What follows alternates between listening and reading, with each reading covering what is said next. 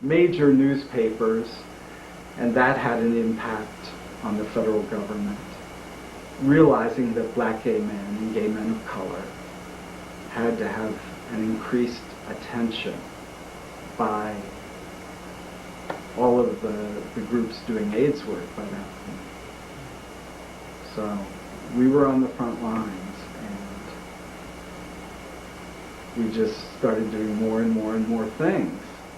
And we actually wanted to apply for more and more and more money. And that was where we ran into problems with the BWMT board. It was jarring enough that we got this first grant and there was all this money involved. And we had to assure them that we were doing it correctly, that we had all of the responsible ability to manage this grant. But then when we wanted to combine that grant with other grants and start doing other projects, that became overload for the board. And they started resisting our efforts more and more, rather than cooperating with our efforts. Did you, were you throughout this process getting, what would you call it, positive feedback from the grantor that you've been in compliance with all the?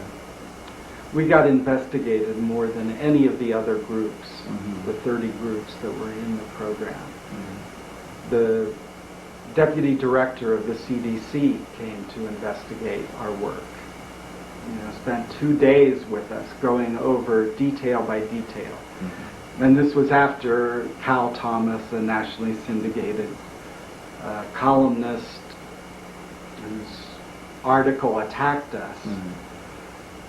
Mm-hmm. The federal government was under pressure to provide explanations to these right-wing people about why a gay organization could get a direct federal grant and why federal tax funding could go into something like Hot, Horny, and Healthy, or workshops for AIDS prevention among gay men.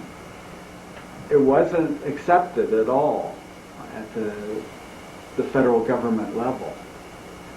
And then, naturally, BWMT board members were worried that this could all go very wrong, and there could be a embezzlement or financial irregularities, or with all this scrutiny, we could be judged to be in non-compliance with something or another.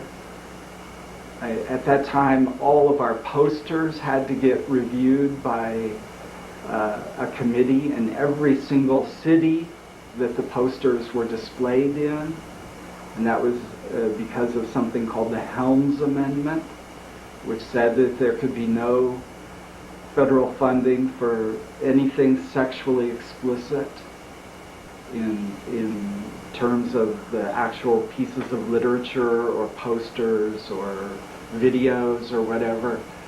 Nothing, federal funding couldn't be used for any of that unless it got formal approval in every city that it was used in.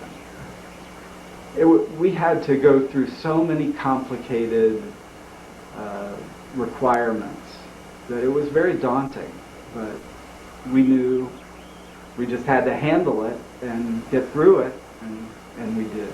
Well, what were the results of all of this investigation?